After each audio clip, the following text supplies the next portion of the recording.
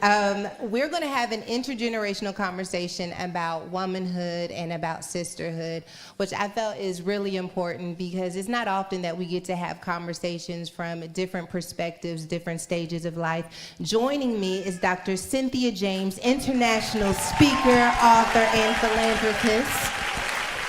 Sylvia Obell, journalist and on-air talent, currently the co-host of the Scotty and Sylvia Show. Gia Peppers, who is a journalist, podcast, and content creator. And Tina Quaye, writer, pastor, and community organizer. And the mother of this movement, Mother Tommye Jean Williams, author, speaker, and an incredible intercessor and anointed covering of this movement. I'm wondering, let me start with you, Mother Tommye. When you hear the word sisterhood, what are some of the immediate thoughts that come to your mind? When I hear or think of the word sisterhood, I think of strength, I think of power.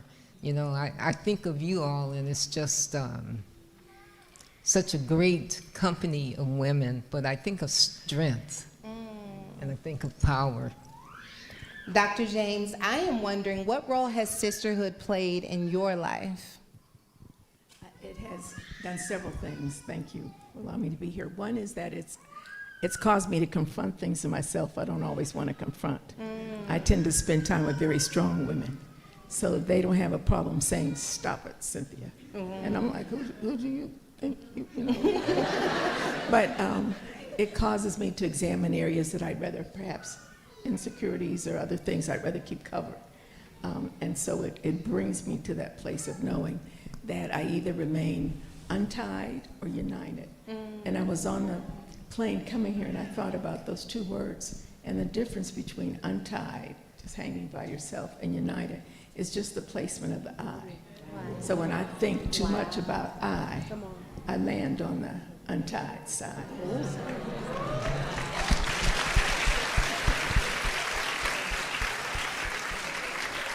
You ate that on up. I'm gonna be honest, you ate that. Well, have you been untied, Gia? Tell me about the time you was You just gonna come to me unyoked. after Dr. Cynthia ate him up like that. Wow. Okay. I absolutely have felt untied before, and I think like the part about like sisterhood that we don't get to talk about is the moments we feel isolated even within our sisterhoods. A lot of the times we don't reach out for help. A lot of people have a help wound that makes us not reach out because one time someone wasn't there when you asked for help. But then you look around and you have 10 other sisters that are there for you. So I think the biggest thing when I have felt untied the most is when I haven't asked for help, when I really needed it the most. Yeah. Sylvia, can you tell us about a time where you had to force yourself to lean into the opportunity to have connection through sisterhood? Because I have found that sometimes we don't have any shortage of friends. We have a shortage of vulnerability within our friendships. Yes. As the eldest daughter of a first generation and first gen, yes, it is really hard for me to be vulnerable, I believe. And it's funny because God's funny because then he put me in the job where being vulnerable was what I had to do. And I think that for me and my friendships, to be able to be vulnerable, I had to learn how to feel. I think it was really for me about trust and fun. I think sometimes we make it such a hard, difficult, like a serious journey. But I find like with my friends, we love to laugh, we love to sing, we love to just be in each other's company. And I think when that, like my inner child feels safe, it allows me to feel vulnerable. And like it allows me to feel like, okay, we can play here, but we can also like speak here, and they'll listen, and there's like a knowing when you have sisterhood for a long time. Yeah. Like my friends joke that I have friends from like the womb, and I do. But it's very much because there's something about having friends that like knew me, know versions and hold versions of myself that I often sometimes forget about. Wow. And can remind me of that. And I think in that practice, it pushes me to be more vulnerable even when I'm making new friends, because I know the gift of what I've been able to experience from doing that in the past. Wow, so good. Pastor Tina, sisterhood, what comes to mind? What comes to mind for me with sisterhood is, and this will sound dramatic, but it's war. Yeah. I think it's in Proverbs 17:17 that says that a brother is born for adversity. And when I say war, it's both because I have been at war with my sisters before, like against each other, and because I know they will war with me. Like when I think of the worship team, when I think of some of the women on this stage and the people who are in this room, there's something about a woman of God, the power that knows they'll stand with you and battle, whether it's in the spirit or in the natural. Sometimes that's what causes the war, huh? But that's the warfare is what stands out to me about sisterhood. Can you tell me, or to the extent that you are willing to share, as you've had to navigate healing in the context of sisterhood, because you mentioned being in battle, sometimes with one another, I have found that God often sends sisterhood to us at times where the place where we once had sisterhood or felt like we should receive sisterhood no longer feels safe. Can you talk about how God sometimes has to supplement where we get our connection from? So beautiful. So some of my sisterhood journey, I'll share one piece of it because I have multiple sisters, biological sisters. One of them, we had grown up together and had come through a space over years, decades, because I'm 40 and she's, a little older than me. Each of us had done things that fairly were unforgivable to each other. And we were at a crossroads. It was one of those moments where if you're mature, you know that you've figured out how to build relationships that are just distant if they have to be, right? And this was that moment of, are we going to build together in Christ and find a way to literally get to know each other again, or not? And God sent me a sister to supplement that healing. It happened to be you, ma'am. But it was this rejoining. And what I love about it is that, Pastor Sarah, I don't know if you remember this, but my sister and I had to confront one another lovingly. And my concern, because I wanted to kind of, loke up. I'm from Watts. I was like, this is my opportunity, huh?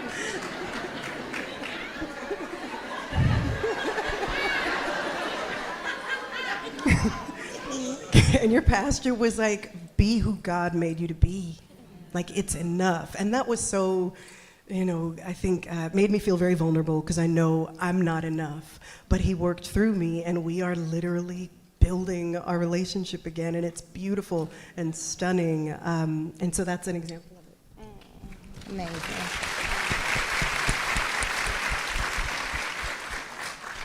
This is going to be a weird question, but I'm going to try and ask it anyway now, but you guys are just going to catch it in the spirit, okay? So I feel like part of what I have learned in life so far is that in order to reconcile experiences that we've had or things that we've been exposed to, that we almost have to become a sister to different versions of ourselves. That we have to love ourselves in the present in the way that we couldn't do in the past. To forgive ourselves in the present for something that happened in the past.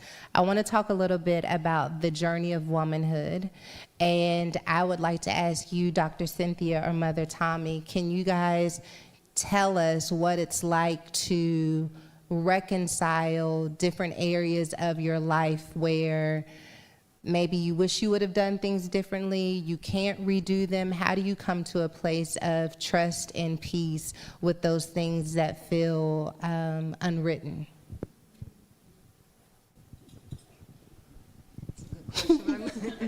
I must admit, saying I'm the mother of this church, I've got the motherly instinct, the maternal instinct, but, when I was asked to be on the panel, I said yes, and I said, well, kind of give me a general idea what the topic is about. I said, I understood that, and for some reason I heard friendship, and I told the person, well, I'm the least qualified to talk about friendship.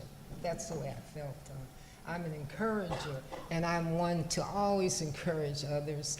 But I was thinking about that this week, and then the Lord brought to my remembrance just this past Sunday in children's church. There was a little girl there. This was her first time being there, a 2-year-old. She just turned 2 the week before, a tiny little thing. And you know, I go from class to class, but when I went to that class, I saw her. And this tiny little thing, and she was just standing there. She was immobile.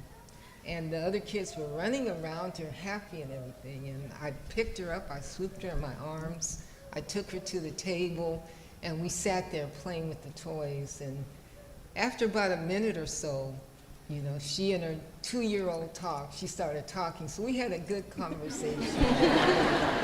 But the Lord showed me this week, I was that little girl.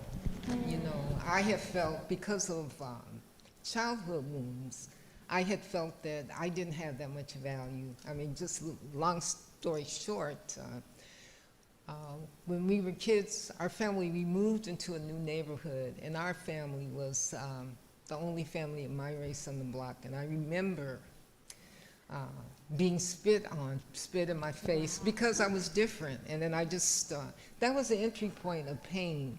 And not realizing, and you know, my story continues to unfold, all of ours does. I'm still a work in progress, but I realized at that time that was an entry point for some hurts and some wounds. So I had lots of friends throughout the years, but I knew them, but they didn't know me.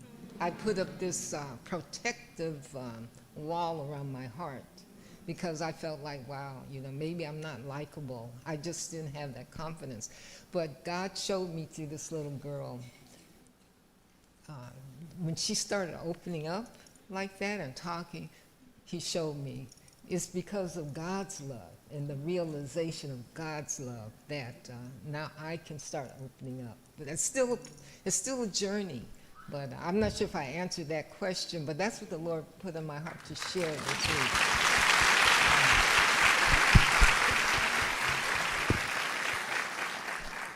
I should have been framing a response, but I was absorbed. So thank you for that. This is a bit fragmented, but in terms of reconciling, I grew up without any sisters or brothers. So there were, and I'm an extrovert, I think, until I'm not.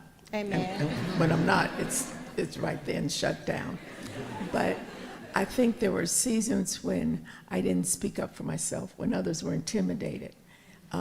Particularly in younger years in jobs or whatever, and I would try to hold back what I thought made managers or supervisors or whoever uncomfortable. So I've probably overcompensated for that rather than reconcile, but at least I'm aware of it. And I do think there are different parts of us, and that I was trying to think, I don't think I've ever had a friend that really addressed every aspect through my life. So I think of friendship, sisterhood in terms of being purposeful, just like we want our lives to be purposeful, and I heard that earlier tonight, so that I try to think of the end and the beginning, so that I don't ask people to be all things. And there were times I thought, this friend is going to go with me through everything, and that just didn't work out like that. So I was disappointed needlessly. Wow. in that. That's so good. I just have to say, Mother Tommye, I just want to thank you for letting us see you tonight, to making that decision to let your wall down and share with us your story. Just to add a little bit to that, I forgot, but you know, the thing I noticed also was that the kids were running around her, and she was immobile, so it was almost like she was invisible to them. And I made myself invisible, you know. Always concerned about the others, but made myself invisible. Wow. But the love of God made all the difference. Yeah. in my life.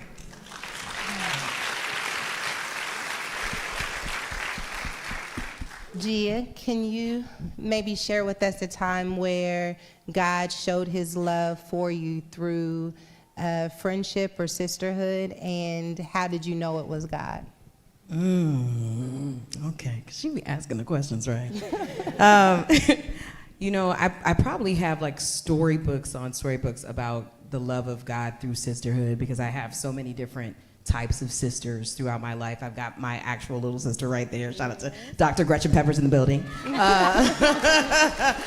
I also have, you know, my sister Sylvia, my sister Sarah. I've got a lot of different sisters. And I think the biggest show of God's love has been my best friend, Kristen Turner. We've been friends since we were 11 years old, and we grew up dancing and doing ballet, hip hop, jazz, all the things. And I was always so afraid to go to the front. Much like you, Mother Tommye, I felt invisible, I felt overlooked. I often felt like people didn't understand me, so I never tried to go to the front of the dance class. How many people in here have danced, dance school, dance train? So y'all know how important it is. Like, the girls who get it be at the front, and the girls who don't, we be at the back. And so I was always way too afraid, because I never thought I was smart enough. I never thought I was getting the choreo in that first 8 count. And then my best friend would pull me to the side when she saw me get overwhelmed, and she would say, hey, do you want to go over this choreography? Come on, I got you. Let's stay for 10 minutes after class so you can get it. And throughout our lives, she has still done that for me. Like, as I step to the front of my own life, my own show, she's been able to be like, when you feel insecure, let's go to the side, let's talk about this. And so for those moments, I know absolutely that was God, because there was moments where I was about to not go to the front because I got afraid, and God needed me in the front. So shout out to all the sisters that are pushing us to the front. What about you, Sylvia? Do you have a story? And the specific story question is about a friend who's... Yeah, showed up for you, showed God's love for me. Yeah, I mean, wow. I definitely feel God's love through my friends and my sisters, because I feel like those are the purest relationships I have. And like, when it comes to loving me, like even at my worst or my best, when I think of unconditional love, I think of God, I think of my mother, I also think of my friends. And so an example I think is, even since you mentioned my podcast with Scotty, and our friendship is one that I feel like a lot of people know about, we always say that it really feels like God brought us together. And funny, Gia is who introduced us. And it was really just, I felt like God's way was like, before we even knew we were going to be doing this project and working together in this way and building an audience in that way, we were just some girls at Essence Fest, who all happened to be there for work, and had dinner. And I think it felt like God's timing, because me and Scotty were both in the place where we would be open to make such a quick friendship. We often say that if we had met back in college, and we went to high school 20 minutes from each other. Never knew each other. We both went to HBCUs, didn't know each other. But at the time when we were supposed to meet, it felt very intentional. She had just left Hot 97.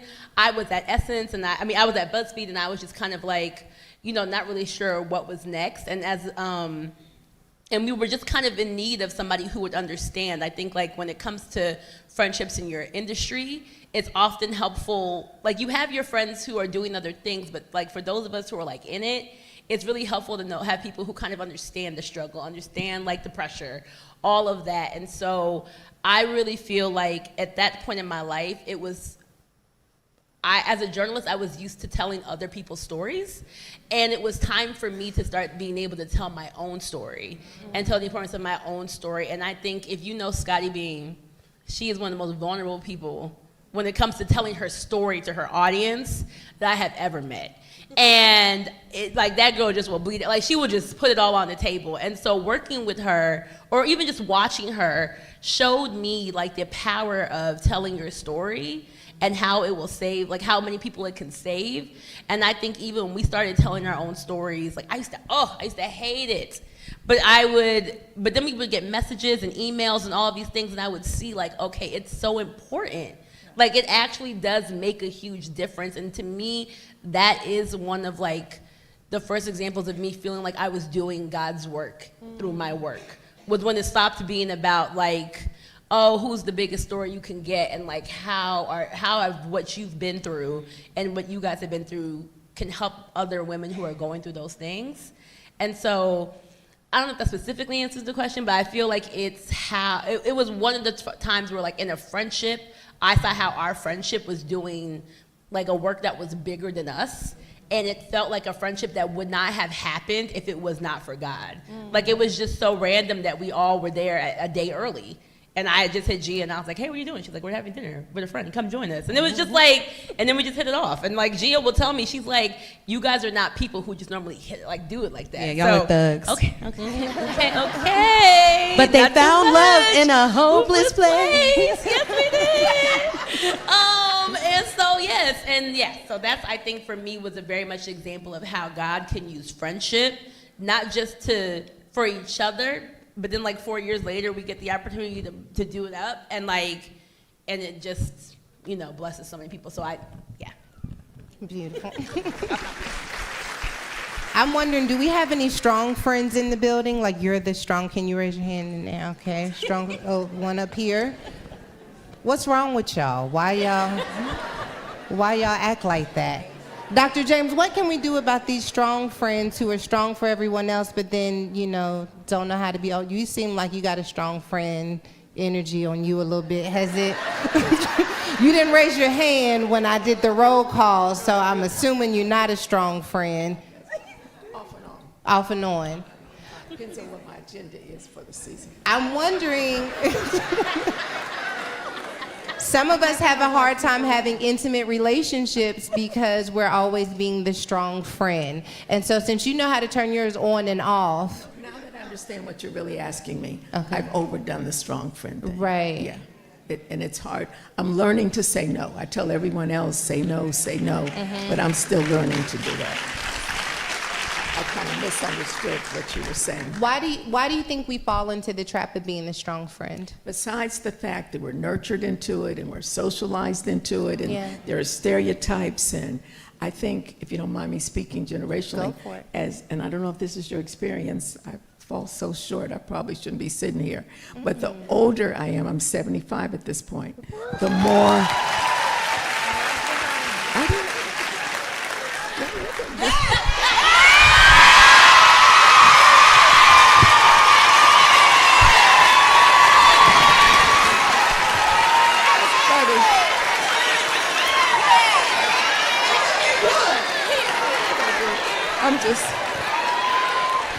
let me not take up too much time, but the expectations, I'm just having a good time, so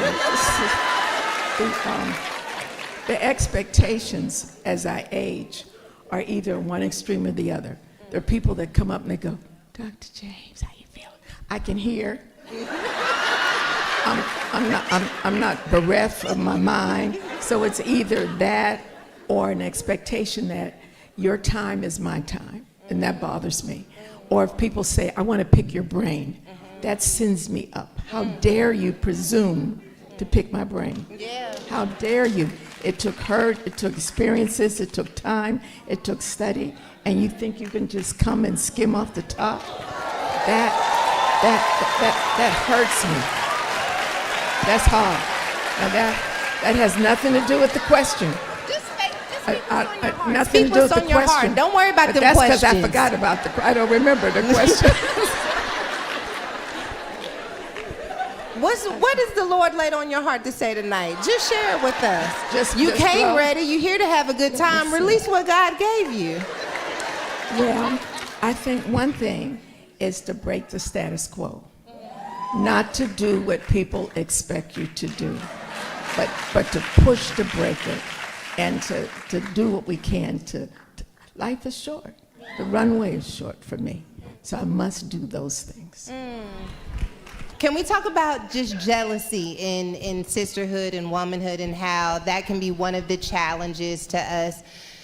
Even in healthy dynamics, because let's be honest, sometimes we act like the ones who are hating on us are just the people who were never our friends. But there are legitimate moments where we're trying to be a good friend for our sister and we see her life progressing while ours is staying still. How do we deal with this reality that we want to be happy for her? Maybe we are happy for her, but we're also comparing the trajectory of our life and seeing inadequacy. And Tina, I'm going to toss it to you because you haven't talked in a while. This will sound so such a platitude, but I take it to God. One of the kind of core guides for my life is the fruit of the Spirit. Am I being kind and loving and gentle and slow to anger? And it's this constant test. And I'm that person who, if I see you shining, I'm like, oh my God, I love it. This is amazing. If I haven't met you and you see me in the lobby, I'm gonna be like, hi, I love you. It's really extra. So if I see someone, if I see someone that I love succeeding and I feel that twinge of like, not fully excited, I'm sensitive enough to be able to flag it and be like, ooh, God, what is that? And I'll pray and I talk to God straight up. I'm gonna bring him all my anger and my jealousy and all of the things and talk through it with him, and usually he'll highlight a core need, something that happened in childhood, something that I'm missing that I'm seeing him do in their life. And I can ask him about that and he'll heal me about it. And it's that simple, but that's the only place I can really fix that. It's not, I don't have any other tips. It's just spiritual. Does anybody else want to chime in on that question? I think I can, especially because I feel like, especially for me and Gia, right? Like, we're in the same industry. It could have easily been, I don't know, ops. I don't know, yeah. beef, whatever. But like, instead, because like we're both, we go after, like, we often are up for the same jobs, same opportunities. And I think like when we know, like sometimes when we see one of us get it, it's like, okay, gosh, she got that. The other one, the other. But I think to the way I work on it when it comes to feeling like, dang, I really wanted that one, is, y'all felt it when I said, those were the ones that catch me. It's that I remember that is me not trusting God. Because when we say what's for you is for you, that is a lifestyle, okay? It is a week by week, month by month, quarter by quarter, job by job ministry. And I often tell myself, it's like, okay, because if I think that I should have gotten it, what does that mean about what I think God's doing?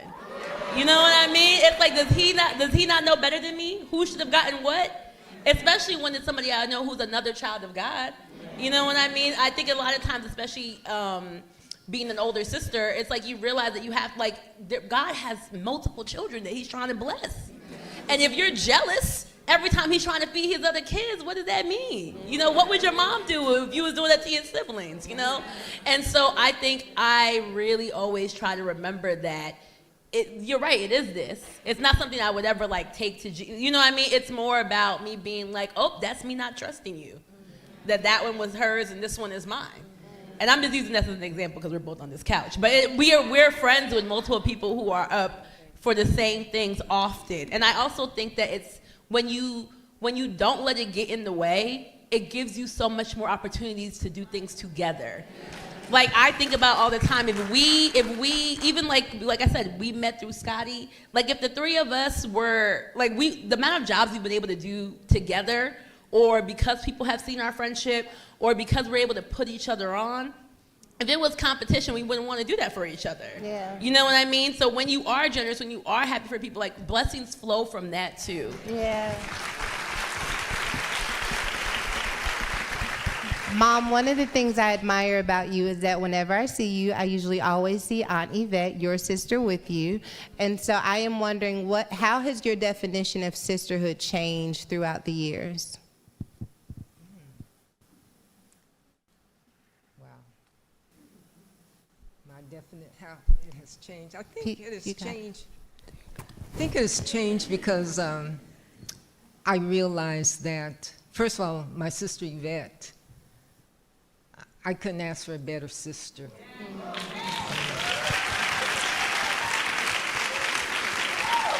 I couldn't ask for a better sister. She is one that I can talk to, and, you know, she gives, you know, she puts me in my place in a very nice way. But she puts me in my place. But sisterhood, I think for me, it's just really, you know, my son says it all the time, you know, God, he knows the plans that he has for each of us. So in terms of being envious or jealous or anything in terms of sisterhood, it's just really realizing that the plans that God has for me are good, and that he chose me and has a call on my life. So I don't have to be or work through if there's feelings of perhaps envy or any of that thing. I just realize that God's plans for me are good. He has a plan for each and every one of our lives. And so sisterhood, I guess over the years, and I guess it kind of goes back to when I said I don't feel like I'm the one qualified for that, because I have been a sister to many. I've been the one to encourage, but I've never allowed myself that much to invite people into my hurt and my pain and be vulnerable. So I can't really speak to that, but the one thing I know, and the one thing that the Lord has really, really impressed upon my heart, is that, you know, I am chosen. Each of us is chosen. God has a plan for each of our lives. So, you know, just have to trust. And as you talked about trusting in God, that's it. Trusting in him, and just be comfortable with the assignment that he gave me. My assignment is not yours. Yeah. You know. For the last question, I'm going to ask each of you to answer this question. I'm going to start with you, Mama, and then we'll move all the way through. Complete this prayer. God, I need a sister who will blank. Fill in the blank.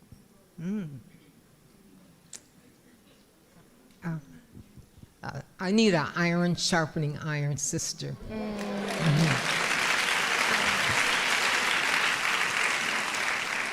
I need a sister who can see my weaknesses without thinking less of me. I was with you, Dr. Cynthia. I was going to say, I need a sister who can love me in my light and my dark. Love literally the parts of me that feel so broken, like no one can see them, that they can see me through those and walk with me and hold my hand until they're whole.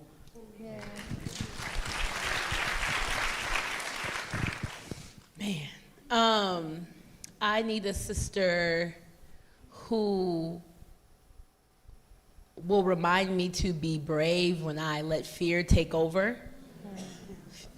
And that will remind me who I am when I forget what God's purpose for my life is.